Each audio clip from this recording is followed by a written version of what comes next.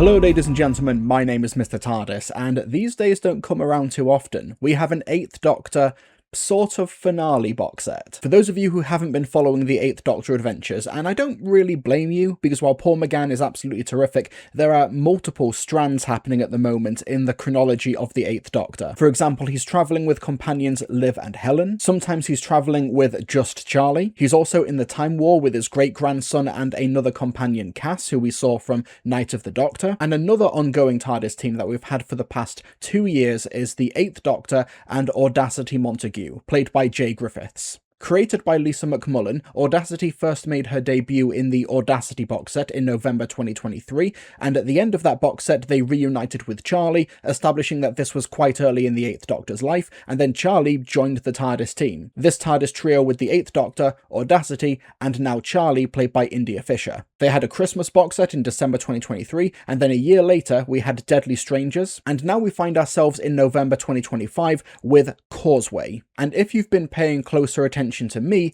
Causeway is a phrase that has been mentioned over the course of these box sets, linking them together, sort of similar to Bad Wolf or Torchwood or Mr. Saxon. Now, this needed to be explained to me before I listened to Causeway, because honestly, I have completely forgotten that this was even a thing, or maybe I didn't even notice. And that's not an issue with these box sets, by the way. I think that's just a risk when you release so much Big Finish, where you have 4 box sets over the course of 2 years, and you have all of these other box sets in between them. It kind of makes it difficult to latch onto these threads, but whatever.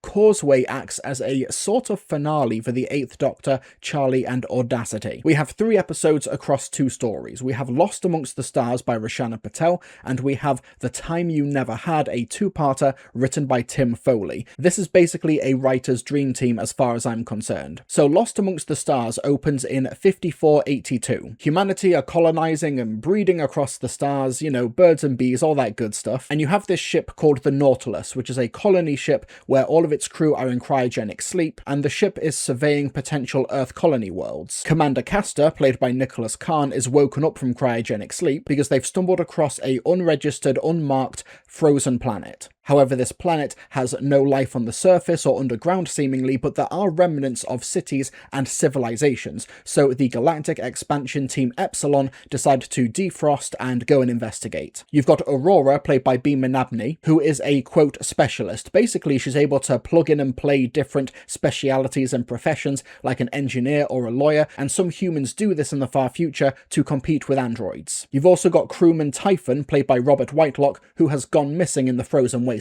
The Doctor, Audacity, and Charlie bump into the crew and decide to try and help them find Typhon and figure out what's happened to this world and why it's been left so dormant for so long. Spoiler alert, it's something bad. Oh, heavens. So many stars. Millions upon millions of stars. Yes, there's only a thin atmosphere here and no light to obscure them. So we have a perfectly clear view of your galaxy. 300 billion stars, spiralling through infinity, shining bright against the dark. It is wondrous. That, overhead, is the Orion arm of the Milky Way. You can see many of the same stars you'd be able to see with your telescope back home. Arcturus, Tau Ceti, Alpha Centauri. But I do not see any familiar constellations. Well, no, different angle. You see that one there? Barely perceptible to the human eye. That's your sun. That is home. One tiny star amongst so many.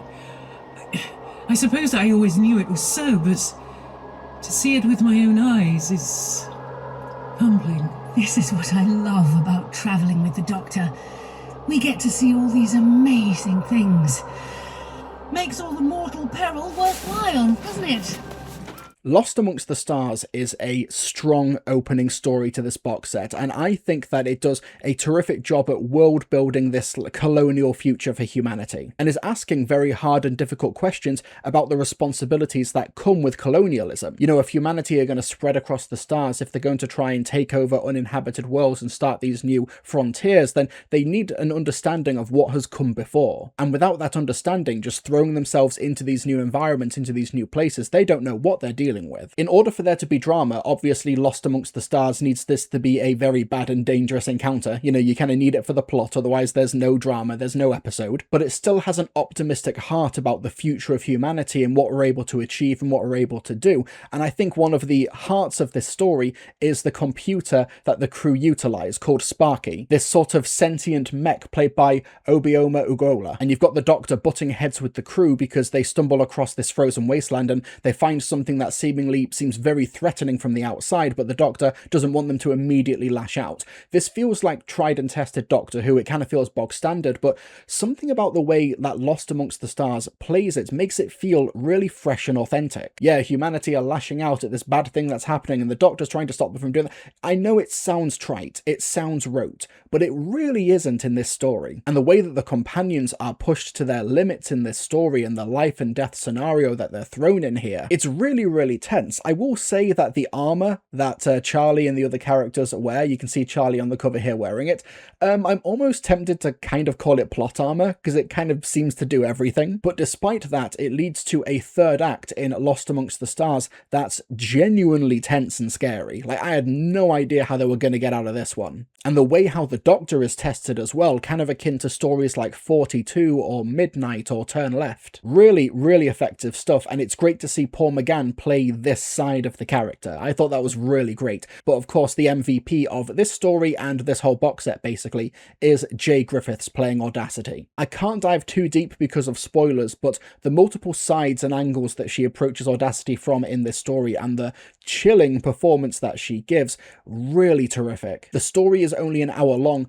It feels longer, but not in a bad way. It just feels so much more full, and it feels so much more detailed, and it feels so much more like crammed with details and great character beats that I'm almost struggling to believe that this story was only an hour long. There's so much there in there, but Roshana Patel makes it still come across as really breezy and really effortless. And I think that Roshana Patel, you know, it's become a meme at this point, but she's had a terrific year at Big Finish in 2025. This story from the Causeway box set, The Death and Life of River Song, The Dissolution of Time, Dark Gallifrey Missy, and The Legend of the Baba Yaga from The Fugitive Doctor Most Wanted.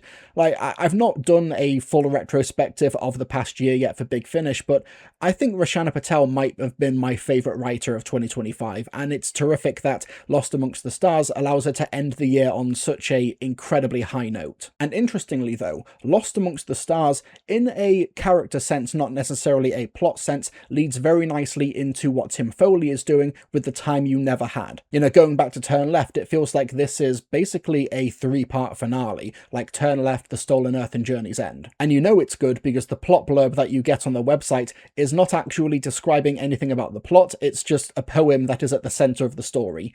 The yesterday of opulence, tomorrow soft and ironclad, beyond the merry oculus, the time you never had. And that's all the outsiders will know about the finale of the Causeway box set, and indeed this whole arc, this whole finale with the 8th Doctor, Charlie, and Audacity.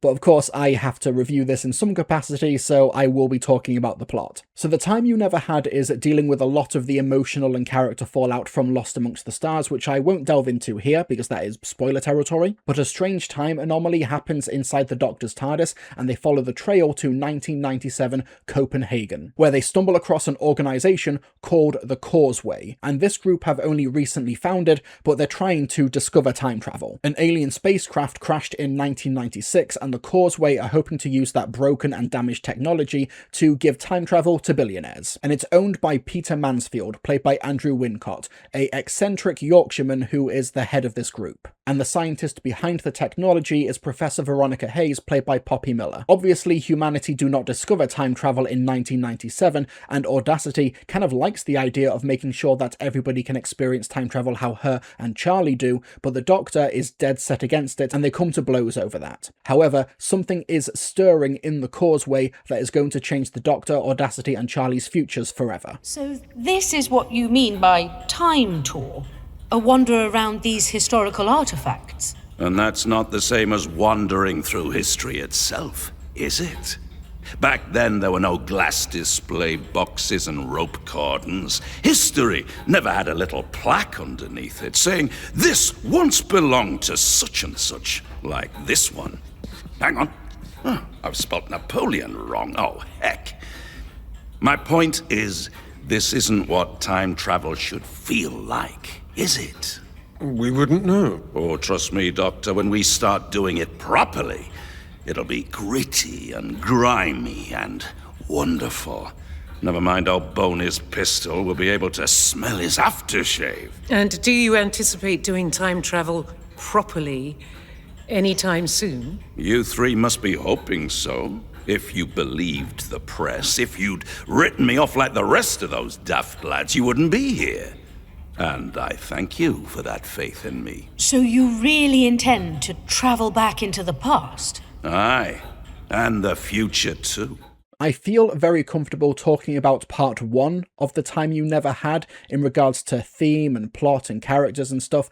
Part 2 is like pure spoiler territory, and I really can't dive into that too much here. However, as I mentioned up top, there is conflict between the Eighth Doctor and Audacity, and I love how this story actually explores and confronts the Doctor on that. Audacity has genuinely loved travelling with the Doctor, and she sees the opportunity for other people to be able to experience what she has, but the Doctor knows that this isn't meant to happen, that something bad is going wrong here. He can feel it in the pit of his stomach, and he's relying way more on instinct than he is his head. And how there is indeed a double standard here that the Eighth Doctor is applying. He can save people, he can manipulate and maybe break the web of time in order to save Charlie in his first ever story for Big Finish. But when Audacity wants to save people, when Audacity wants to help out, all of a sudden she's got to rein in those instincts. And the episode is fully aware of this dynamic and goes to great pains to explore it through multiple perspectives, even giving the Doctor a sort of mirror image counterpart in this box set.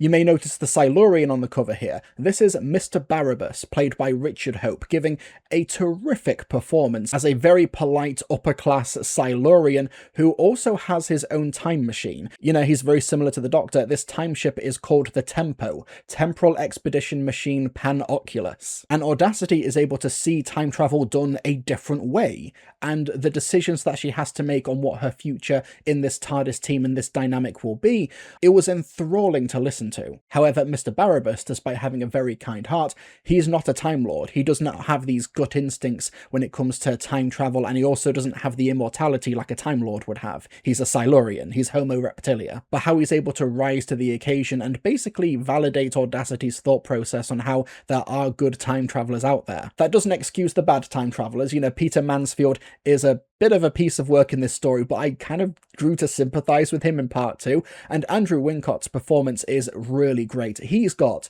an amazing voice. And the idea of an Earthbound organisation that's wanting to discover time travel, they probably do know about the Doctor, and they have a few hidden cards that they can play. But what's so great about this finale is that while it does have universe-ending stakes, I loved how it was able to get into the core of these characters and make their conflict the heart of the drama, not necessarily what the body count at the end of the story can be. I think Paul McGann gives a terrific performance over the course of the box set. India Fisher is great, you know, she's been playing this role for about 25 years now. However, like I said, the standout is Jay Griffiths, giving a incredible companion performance. And I think this box set kind of solidifies her as a A-tier, a top-tier Doctor Who companion. What can I say? Big Finish are very good at creating these original companions. Charlie, Audacity, Evelyn for the 6th Doctor, Valerie for the 11th Doctor, they're very good at this, and Audacity is just the latest in a long line. But the unique conflict, the unique life and death decisions that she has to make in this story, and her relationship with Mr. Barabbas, wonderful stuff. I have no notes. I really love this box set. A terrific start, a great setting of the stage in terms of tone and in terms of character from Roshana Patel in Lost Amongst the Stars, and The Time You Never Had by Tim Foley. Wonderful stuff. You know, I think Tim Foley is one of Big Finish's absolute best writers, and he's knocked it out the park once again. Winnie. And once again, he's just knocked it out the park. Really terrific stuff, great character work, great world building. I use this word whenever I hear a Tim Foley story, just texture. It just feels like these characters are so well-rounded the moment they step into the universe. And this story is no exception. Now, the next 8th Doctor box set is Empty Vessels, which is a Liv and Helen box set with the Zygons that comes out in December 2025. And then in May 2026, we've got a Return to the Time War. And in November and December 2026, we've got 2 more Big Finish box sets for the 8th Doctor. So basically, Honestly, I don't know what the future of the 8th Doctor range holds in regards to more adventures with Audacity and Charlie and the 8th Doctor, or if they are going to have a pause on this, or if they're going to move on to something else. This story does sow seeds for a potential future mystery or some potential future story arcs, which I'm interested in hearing unfold, but as of right here, right now, The Causeway is a terrific box set. As much as I'd recommend it, this is a finale. I wouldn't jump straight into this one, but the adventures with the 8th Doctor, Charlie and Audacity, it's a series that I would really highly recommend you get into. I think that Jay Griffiths has been absolutely terrific in this role, and hopefully we get to hear her again in the near future. And the next 8th Doctor box set that I'm going to be listening to, Empty Vessels, this is one hell of an act to follow. But thank you so much for listening to my review of the 8th Doctor Adventures Causeway from Big Finish. Let me know your thoughts in the comment section below. Also be sure to subscribe, hit the like button, all that good stuff for more Big Finish Doctor Who reviews. And folks, I'll see you all next time.